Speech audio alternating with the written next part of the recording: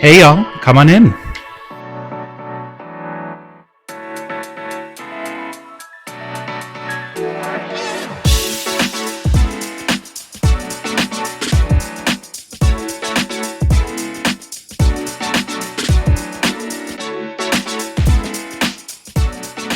Welcome back to my channel. I'm Alex, the Bareback Contessa, and I help you fill your home with things and people that you love. Today, I'm going to take you through a more in-depth apartment tour.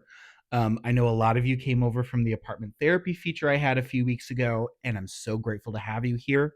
But I want to go a little bit more in depth, talking about the different pieces that I have, why I chose them, some design tips that you can incorporate into your space, and just give you a little bit of a deeper look into my apartment. I live in a roughly 800 to 900 square foot, one bedroom apartment in the Ravenswood neighborhood of Chicago, Illinois. I currently pay $1,400 a month, although my lease is getting ready to expire. And I will be moving in with my partner at that point. We're here going on 4 years. I moved in August of 2021, and the apartment has undergone a lot of changes in that time, but I'm super excited and I love the way that it has come. I love the shape that it has taken, the direction that I've let my personal style go, and I'm very excited to show my space off to you all. Let's talk about this chair. This chair was given to me by my ex. It came out of his parents' house when they were moved into an assisted living facility. It's from, I believe, the 60s. And as you can see, it is brat green. I know brat green was trending last summer, but it's still having a moment. I love chartreuse. I think it is a really interesting way to incorporate a pop of green into your space that is outside of what you typically see.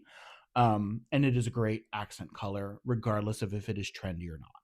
When you are thinking about incorporating something trendy into your space, I suggest one, looking for something thrifted, or two, figuring out how you can distill that trend into something that matches your personal style. For me, it was a vintage chartreuse armchair. That's how I hopped on the brat train. This sofa is my hands down my best Facebook Marketplace find. It is an R House sofa that retails between $5,000 to $6,000 that I got for, I think I paid $250 for it, plus about $100 for it to be moved from the suburbs. Facebook Marketplace, Craigslist, other secondhand sites like that are amazing for finding some of these big pieces of furniture, especially towards the end of the month when people are getting ready to move and are just willing to get rid of something for next to nothing. That's how I got so lucky with this sofa. Now, next, we have a coffee table that I love very dearly. It was my grandmother's. It's not really an interesting or unique vintage piece itself, but it holds a lot of memories to me, and I think that it is so unique. I've never really seen another slate coffee table like this. That being said, it weighs truly like 150 pounds.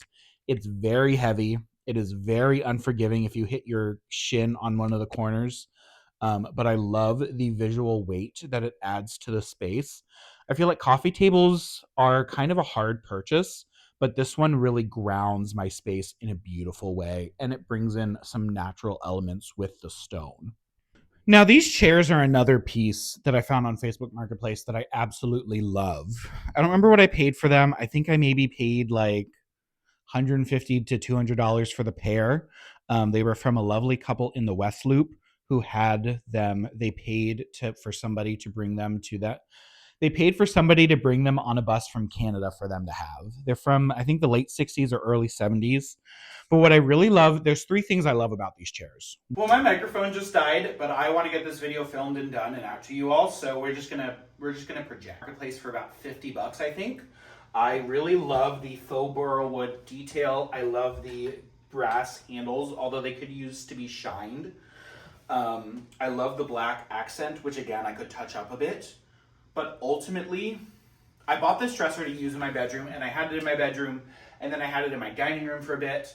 And I really struggled to find a media console for my living room that I liked. The media consoles I was looking at were either way too low, they were about this high, They didn't really offer a lot of storage, and they were a lot more expensive than I wanted to spend. You walk right into my living room. I don't have an entryway, so I wanted to have a space to store. I have all of my like winter accessories stored in here. I have cleaning supplies. I have things for my cat. I have all of my glassware in this cabinet. So eventually I was like, why don't I just move this dresser into my living room and use it as a media console? So that is a tip to you. If you are also struggling to find a media console, think a little outside the box and find a dresser that you like. Now, I love the Samsung frame TVs, but there's no way I'm spending that amount of money on a TV. So I built this gallery wall around my TV to really kind of hide it. Not that I really care about not that I'm really trying to hide my TV, but this creates a little bit of visual interest to fill this wall otherwise.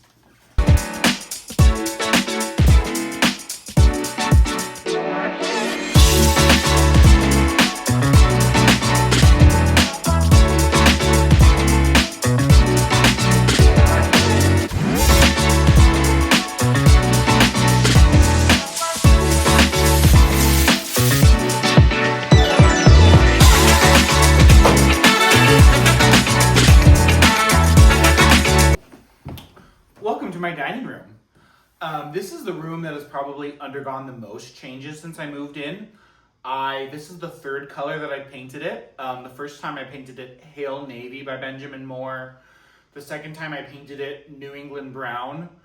And then this color is Vintage Vogue by Benjamin Moore. It is a color that I adore. It's so beautiful, especially when the light hits it and it's really dramatic and it's moody but not too dark, which was the issue that I had with Pale Navy. The Pale Navy was just too dark in this space.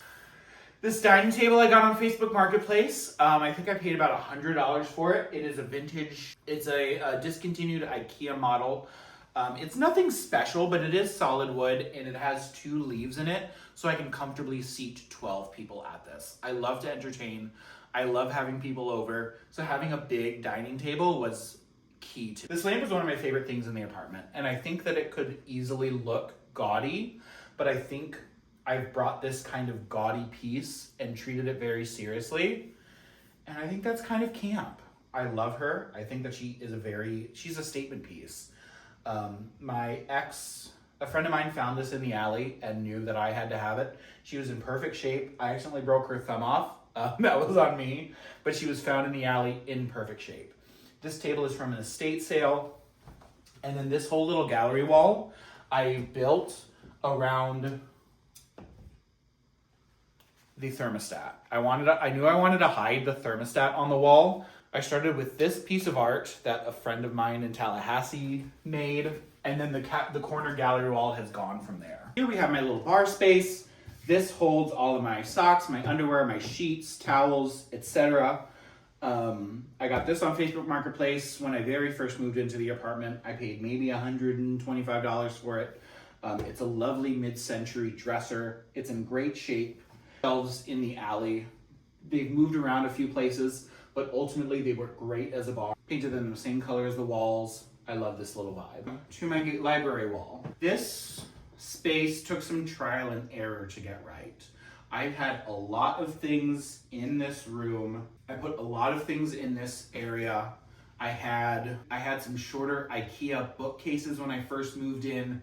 Didn't really love that vibe. I had the dresser that's in the living room here for a while. I had some other pieces of furniture moved in and out. When I first bought these bookshelves, I had 2 of them, and I had them on either side of this wall in the living room. Why don't I move the bookshelves? Why don't I get a third bookshelf? I get a third bookshelf and put them in the dining room. And I love the look of it. It's got all my books. It's got all kinds of other cool tchotchkes and things on display. I've got all of this art sitting on top. And the big problem that I was coming up against was that the dining room is kind of narrow for a table of this size. It's a really good sized dining room, but everything I put here was too narrow. But these bookshelves are perfect. There's still plenty of room to walk, plenty of room to pull your seat out and sit down. I'd be remiss if I didn't share my favorite piece of art with you all. I found this handmade homage to Carol Channing and Pearl Bailey in Hello Dolly at Brown Elephant, which is a Chicago-based thrift store. All of the proceeds go back to Howard Brown Health, which is the queer health clinic in the city.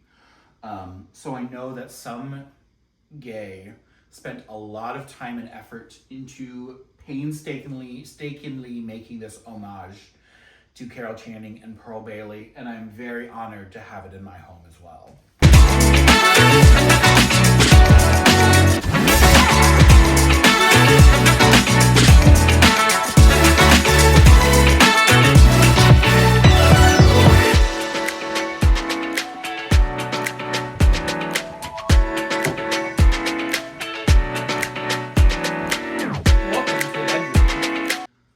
Most work into getting the bedroom ready for the apartment therapy tour. I feel like there were some pieces that just weren't meshing well together that now I love.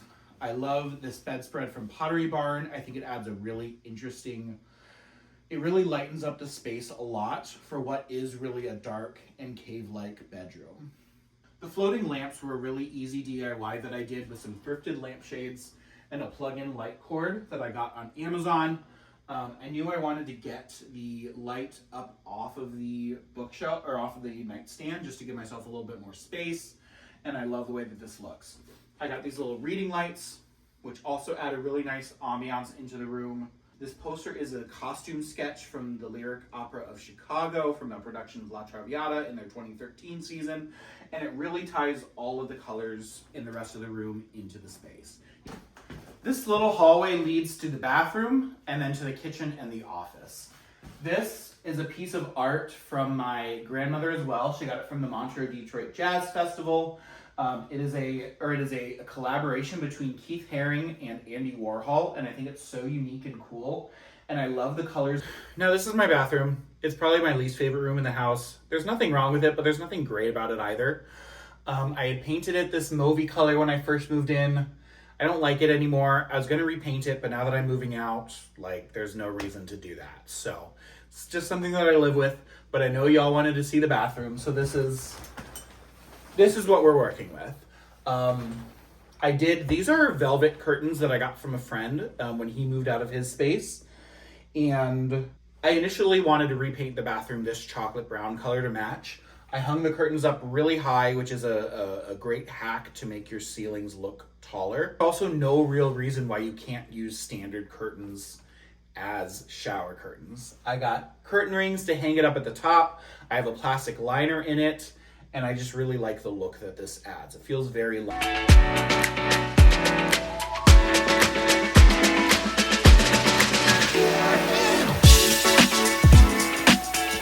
Welcome to my kitchen.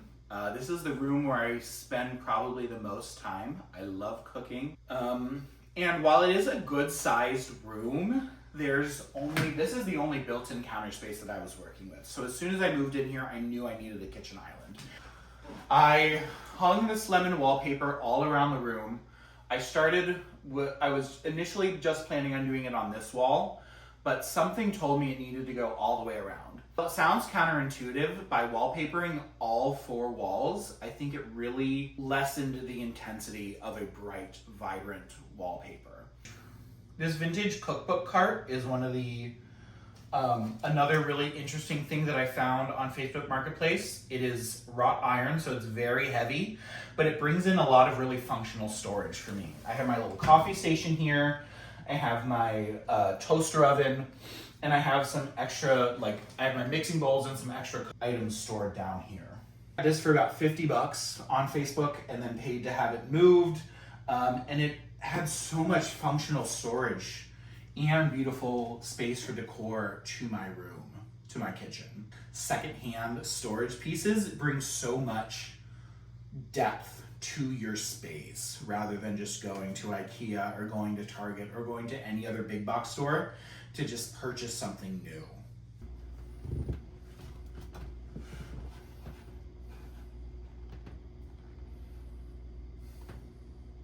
Last but not least, we have my office. When I first moved into this apartment, I was working from home almost exclusively. So having a separate room that I knew I could put a desk in and leave my work there at the end of the day was incredibly appealing and one of the big selling points for this apartment. I got this desk on Facebook Marketplace and I hate it. It is not moving to the new place. This chair is not a typical desk chair and it's a little low, but it's really comfortable. And I also got this for my ex's parents. That's the end of my apartment tour. Was there something that caught your eye that I didn't mention? Any design tips that you'd like me to go further in depth? Do you want to know any questions you have about the space? Leave them down below and I will be sure to answer them. And if you like my style and want me to help you decorate yours, and if you like my style and would like some help in decorating your space, you can sign up. You can book a free consultation with me down in the description box below. That's all I got for you today. If you like what you saw, be sure to like. If you like what you saw, give it a thumbs up. If you like what I saw, give it a thumbs up so that the videos get shown to more cool people like you. And if you want to see more, be sure to subscribe. Bye.